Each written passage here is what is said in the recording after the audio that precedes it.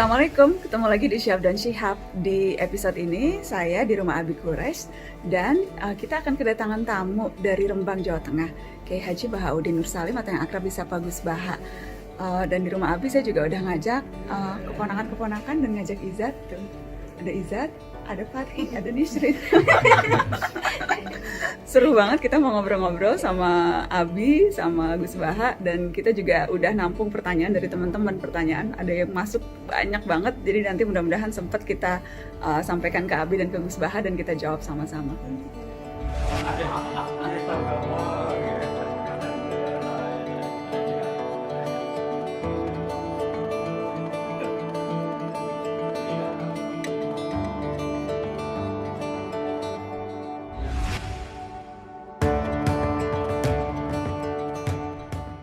Assalamualaikum warahmatullahi wabarakatuh, teman-teman. Senang sekali, alhamdulillah Syihab dan Syihab bisa kembali. Dan kali ini Syihab dan Syihab di rumah Abi Quraisy kedatangan tamu dari jauh, dari Rembang. Ada Gus Baha datang silaturahmi ke rumah. Dari dekat di hati, jauh tempatnya. Oh iya, selalu dekat di hati. Assalamualaikum, apa kabar Gus? Assalamualaikum warahmatullahi wabarakatuh. Sehat-sehat? Ya, alhamdulillah. Alhamdulillah, senang ya Abi kita kedatangan Gus Baha. Senang sekali. Abi terakhir ketemu Gus Baha waktu itu di acara Di acara di Habib Ali, ya, di BG Baitul Quran. Baitul Quran. Baitul Quran. Sebelumnya sempat juga silaturahmi Gus Baha. Teman-teman mungkin ingat waktu itu kita menjelang malam takbiran ya Gus? Iya, di narasi ya. Di narasi, tapi waktu itu karena jarak jauh sempat ada kendala teknis jadi nggak begitu jelas. Dan itu yang protes netizen se-Indonesia Gus. Tapi enggak protes saya tuh. Protesnya ke saya. Alhamdulillah. Kenapa ini Gus Baha itu soalnya waktunya katanya susah. Nah, terus waktu itu Nana ingat sempat bilang insya Allah kalau ada waktu mau silaturahmi langsung sama Gus Baha supaya kemudian teman-teman juga bisa dengar perbincangan dan alhamdulillah kesampaian hari ini. Alhamdulillah. So, makasih banyak ya Gus. Iya. Mau mengenalkan tadi sih saya udah kenalin tapi mungkin teman-teman juga kenal. Jadi yang sebelumnya saya ajak cucu-cucunya Abi yang kecil-kecil, yang sekarang Syihab dan Syihab saya mengajak cucu-cucunya Abi yang lebih senior-senior. Itu Izzat anaknya Mami Nana. Banyak yang suka nggak tahu gitu kalau ini Izzat anak saya. Kemudian terus ada Fathi dan ada Nisrin, ini keponakan, dan yang ini ada Nihla, cucu-cucunya Habib Quraisy. Terima kasih ya udah nemenin Mami Nana. Ini terpaksa apa enggak kan?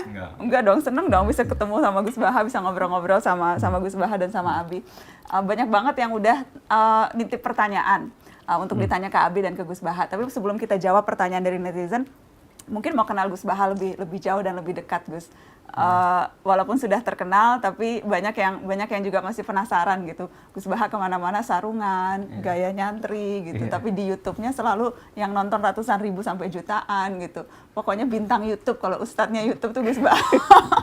Rame gitu. Gimana sih Gus Baha melihat dakwah sekarang gitu lewat cara YouTube, lewat cara-cara seperti sekarang nih Syihab dan Syihab ini kan cara dakwah yang berbeda yang kita maksudkan supaya lebih dekat, lebih nyampe ke masyarakat Gus. Ini saya menjawab tapi tidak harus jadi model ya, karena tradisi kita apalagi Pak Quraisy asalnya ada kaidah ya, laisa li alimin ayyuqal tidak aliman akhir. Jadi antar orang alim itu tidak perlu saling ikut.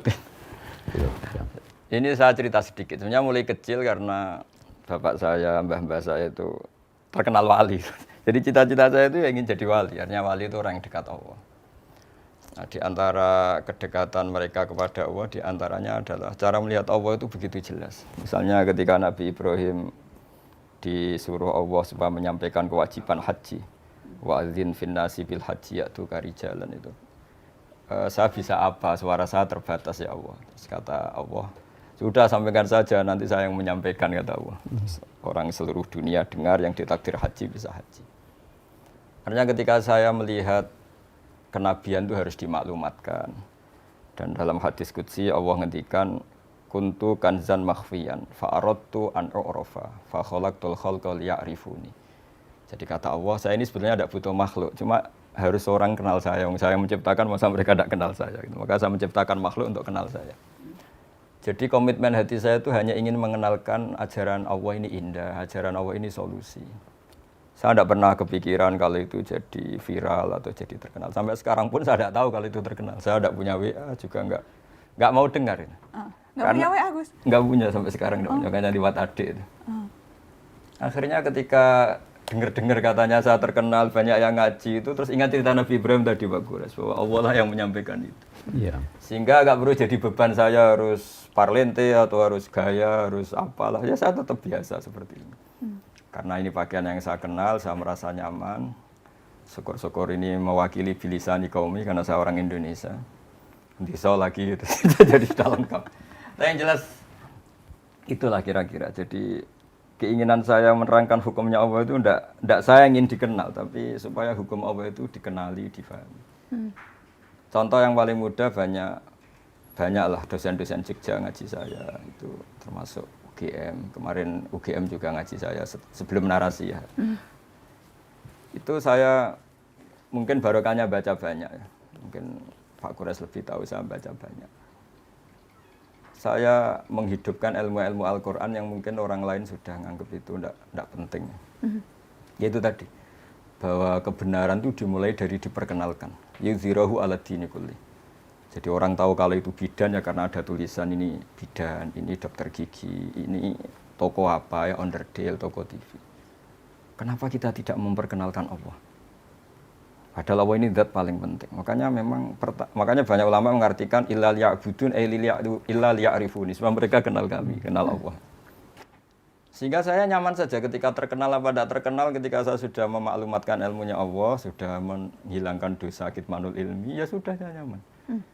Sehingga saya dengan tanda kutip nggak mau lagi dengar apa orang nerima apa enggak, cocok apa enggak, karena terus jadi lucu saja kalau di dunia wali kedikte makhluk. Karena tadi cita-cita saya ingin jadi wali, entah sudah kesampaian tanda.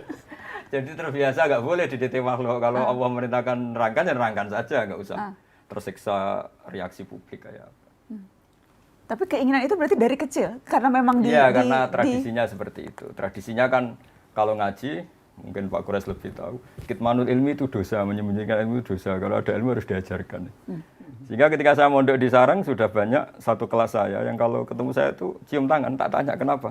Ya karena saya ngaji jenengan. Karena perasaannya santri gitu kalau iya, kan, selalu. Perasaannya gitu. Tapi sebetulnya berangkatnya dari kewajiban itu.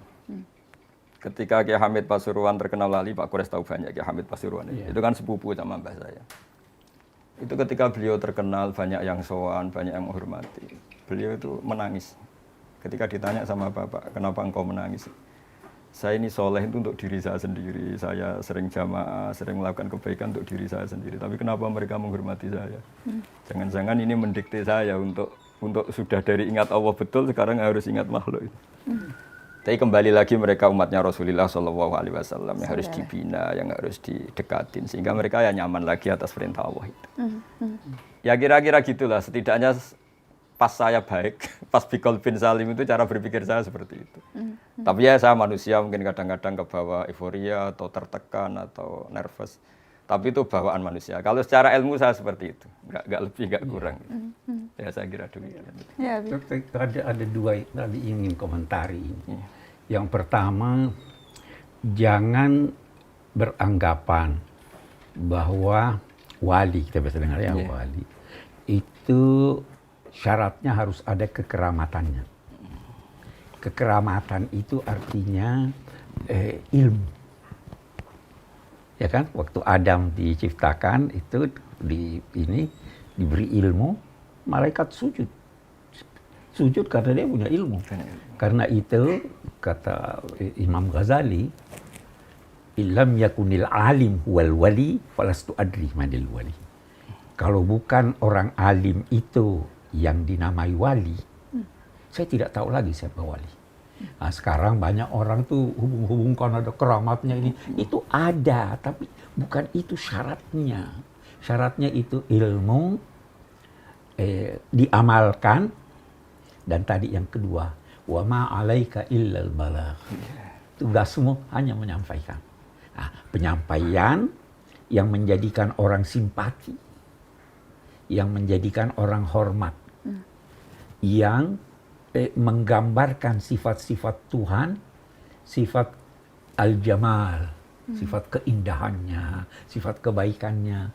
Jangan tonjolkan sifat-sifat Tuhan yang keras, yang keras. Madhahirul jalal. Ya, jangan sifatul jalal ya, tapi sifatul kamal wa sifatul jamal. Nah, ini yang sebenarnya yang dipraktekkan Pak Gus Baha ini. Jadi tidak peduli orang la yakhafuna laumata laim, Iya, iya, betul. ya kan? Iya. Tidak khawatir dicela orang dan tidak peduli dipuji orang. Kalau dipuji, alhamdulillah. Kalau dicela, alhamdulillah. Itulah resiko daripada dai kembali, ya kan begitu ya Gus? Iya. Iya kita. Gitu. Dan itu semua itu kalau orang mau meniru caranya seperti apa ya Gus Abi? Karena kan banyak kemudian ya bahwa kemudian dipuji, banyak orang yang kemudian ingin anak-anaknya wah bisa seperti Abi, bisa seperti Gus Baha gitu, tetap tawadu, berilmu tapi tidak menonjolkan keilmuan, menyampaikan sesuatu dengan indah, tidak keras begitu. Itu sesuatu yang memang karena didikan orang tua kah? Atau itu sesuatu yang bisa kita usahakan sendiri juga? Karena bagaimana menirunya? Gus. Monggo deh. Minimal supaya ini Kalau keponakan-keponakan, anak pengalaman cucu-cucunya Abi. kan begini, itu pertama dari rumah dididik, di pesantren kita dididik begitu. Pesantren mendidik. Di pesantren. Abi selalu bilang begini, saya selalu bilang Gus Bahar, saya belasan tahun di Kairo. Saya hanya sekitar 2 tahun di pesantren. Tapi yang pertama, hubungan saya dengan guru saya itu sampai sekarang masih ada. Perlu dikasih tahu gurunya siapa? Habib Abdul Habib Qadir. Abdul Qadir Bil Faqih Malang. Habib Darul Abdul Hadis. Qadir itu kalau Abi ada sesuatu yang ini, Abi mimpi dia. Jadi ada hubungan. Kenapa itu? Karena dia ikhlas. Keistimewaan pesantren itu guru-gurunya ikhlas. Kalau kita di ini barangkali pertimbangannya kum atau kam. Iya kan? Itu jadi dan di rumah. Itu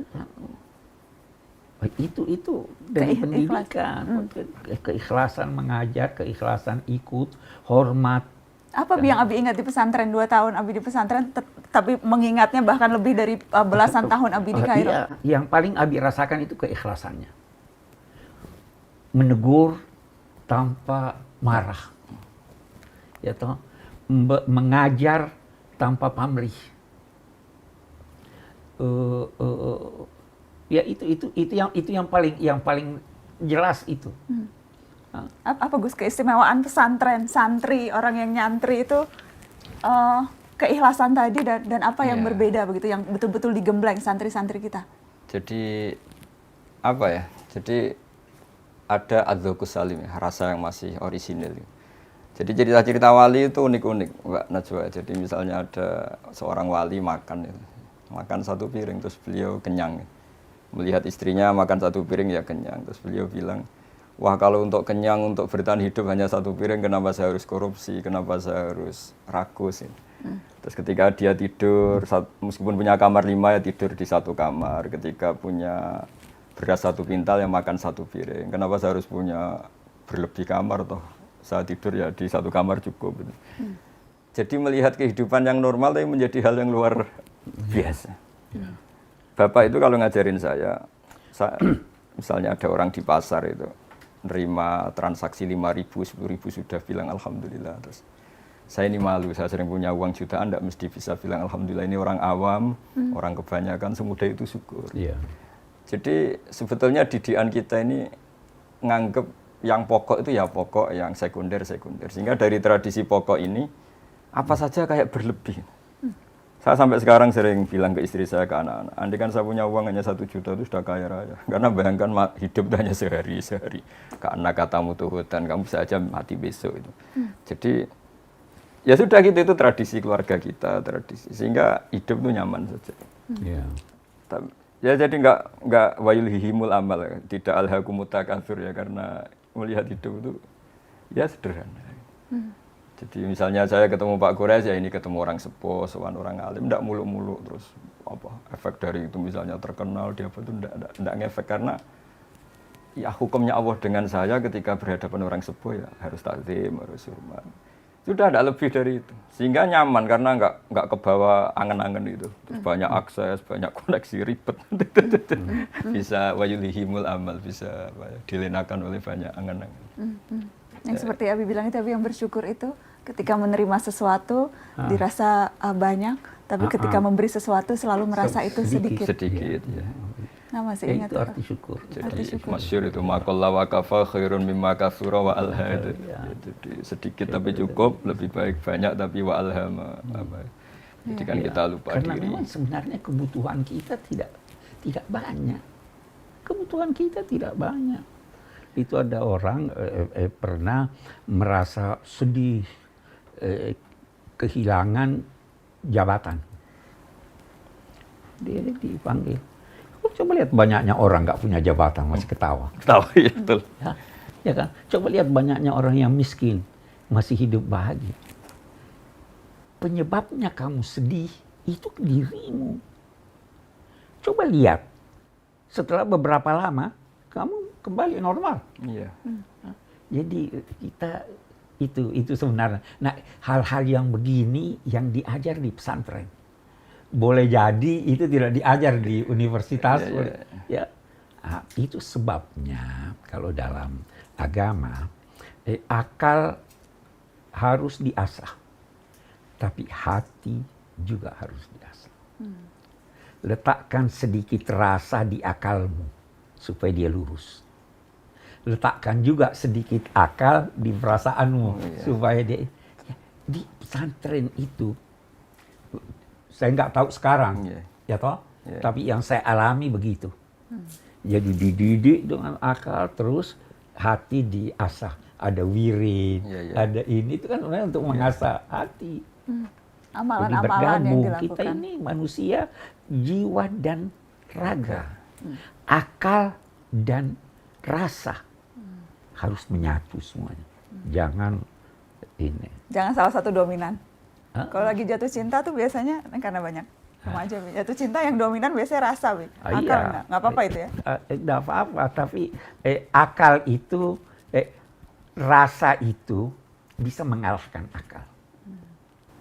Buktinya orang yang cinta biasa hilang akalnya, dikalahkan oleh rasanya. Tetapi akal tidak bisa menciptakan iman, tidak bisa menciptakan cinta. Akal. Nah, jadi kita gabung. Akal dan rasa. Iya kan? Iya. Akal tidak bisa menciptakan cinta. Nggak bisa ya? Iya. Bisa membenarkan cinta, Membenarkan. tapi diciptakan oleh rasa. Diciptakan Ini oleh bisa rasa. satu episode Bagaimana soal cinta menurut pengalaman Abi kamu dan di Gus Inggris? Baha. Iya kan? Iya, Itu iya. asa, itu rasa. Pemain bola kan itu akal dan rasa ya. Iya, kakinya itu merasa. Tapi dia berpikir ada taktik, ada ini segala. Nah, itu gabungan. Oke. Ini soalnya jago bola ini. Oh iya. Dia pernah ke Inggris untuk latihan bola. Ya. Idolanya siapa? Bintang idolanya? Aku fans Chelsea, Habib. Oh, Chelsea. Tapi kata tetangga-tetangga saya itu hebat itu Indonesia, nggak pernah dikalahkan Brazil. Jadi tim-tim besar pernah semua dikalahkan Brazil. Kalau Indonesia enggak pernah. Karena nggak pernah main berhasil. Gus Baha ngikut bola. Ya seneng dengerin orang yang seneng aja. Kalau saya sedang nonton. Tapi Gus Baha hobinya apa jadi? Hobi seneng yang jelas. Senang. Apa Jadi yang bikin bapak senang? saya itu dulu ngajarin seneng itu sederhana. Kalau ada orang awam tadi ceria di warung, padahal mereka banyak masalah. Kadang sampai saking penghormatannya bapak pada orang seneng tuh kalau manggil santri, sandang guyon atau apa, nggak jadi. Kata beliau, orang-orang miskin seneng itu mewah, nggak usah diganggu. Kalau ada kiainya kan sungkan. Sampai sekarang saya keterusan, kalau santri sedang guyon gitu, saya mau lewat nggak jadi. Takut kalau ada kiainya langsung dimu. Jadi sengaja ya Gus? Ya, karena Malah seneng. nggak mau merusak kebahagiaan. Tapi Iya. ngeliat Gus Baha pasti seneng lah. Masa ngeliat Gus Baha terus nggak jadi ketawa? Nggak kan sungkan itu. Sungkan ya? Iya, ada orang yang sungkan begitu. Makanya guyonan paling saya kenang di pondok itu, di pondoknya Mbah Maimun itu. Gus kalau soleh jangan soleh-soleh banget. Kenapa? Nanti saya surga dengan Mbah Mun. Nggak enak sungkan. Kita nanti tetap bertemanan aja, sekelas kita aja, ngopi-ngopi bareng gitu. Surganya yang level lebih bawah Iya, dikit lebih lah. bawah. supaya Nanti nggak- kalau supaya kangen nggak Mbah tegang. Mun soan nih, tapi jangan setingkat kata.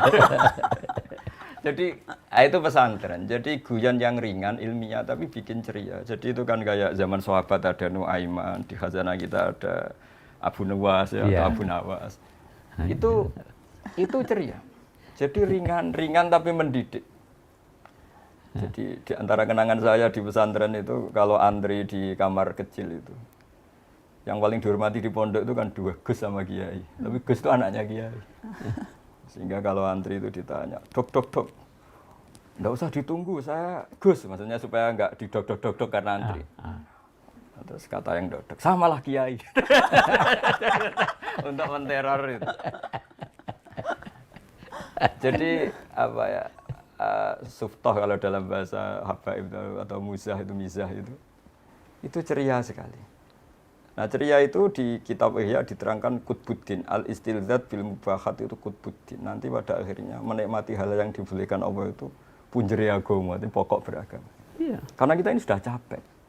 Jadi kalau saya misalnya sampai sekarang saya tiap pagi masih sering jalan-jalan sama putri saya yang SD kelas 1 terus. Karena saya bilang ke istri saya, kayak apa celakanya kita kalau bahagia nunggu nyuwun sewu maksiat dulu, harus melakukan hal yang buruk. Allah menyediakan sekian kesenangan dari hal-hal yang dibolehkan, misalnya mencintai anak, cucu, mencintai teman.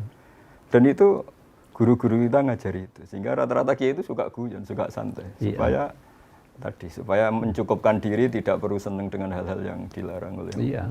Dan itu Karena itu di kalangan orang-orang tasawuf, orang-orang fikih yang paham, menyanyi itu anjuran. Iya.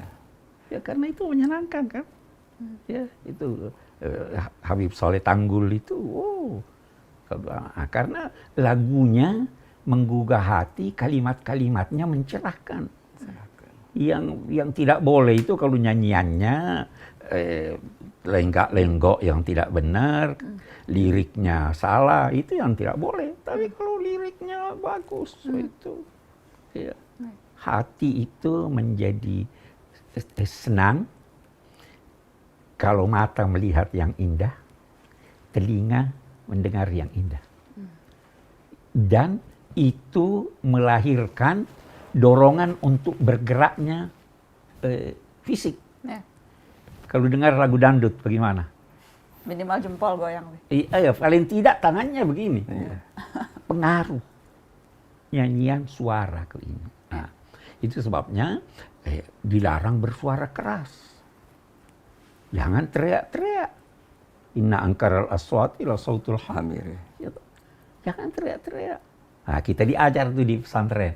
Bicara depan guru, jangan suaranya keras. Itu yang diajarkan kita. Ya toh? Dan itulah kemudian yang mempengaruhi Dan itu yang mempengaruhi, Apalagi kalau ustadznya, kiainya ikhlas. Itu aja. Kunci saya di sana. Iya, ikhlas. Ikhlas. Abi, kan sempat ada juga yang tanya ke Nana, waktu itu juga tanya ke Abi.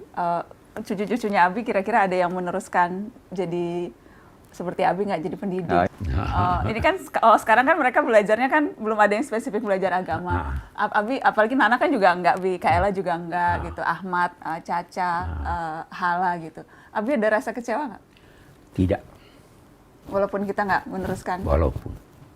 Abi prinsipnya mendidik itu mengembangkan bakat anak. Nana dulu waktu mau ke Amerika masih ini, pesannya Abi masih ingat apa? Masih. Apa? Salat nggak boleh ditinggal. Salat tidak boleh tinggal. Saya dulu dikritik orang, kenapa biarkan dia itu salat. Mendidik, kembangkan bakat. Saya selalu bilang, Jido bilang apa tentang pemain bola? Ini kan hobi bola. Gimana? Masih ingat? Muhammad Salah bagaimana? Jido bilang. Saya selalu bilang begini, itu pemain bola Mesir. Yang dari Mesir. Dari Mesir, Muhammad Salah itu punya pengaruh luar biasa, bisa melebihi beberapa doktor, ilmuwan, bahkan kiai. Kayak Zainuddin dulu, Zidane. Iya. Yazid Zainuddin. Iya toh, jadi pandai dalam bidang apa saja. Tapi jangan lupa agama, yang paling penting jangan lupa sholat. Sholat itu kunci. Ya toh, Iya, itu yang kita di ini. Apalagi kalau baca wirid. Masih baca wirid? Selalu dipesanin Umi. Relatif. Ada. Terus bolehkah mensalawati seseorang supaya bisa berjodoh? Kalau kita sudah berusaha mencari calon istri tapi belum berhasil, dapat putus, apakah tandanya kita harus pasrah, Gus? Harusnya mulai usaha juga sudah sambil pasrah.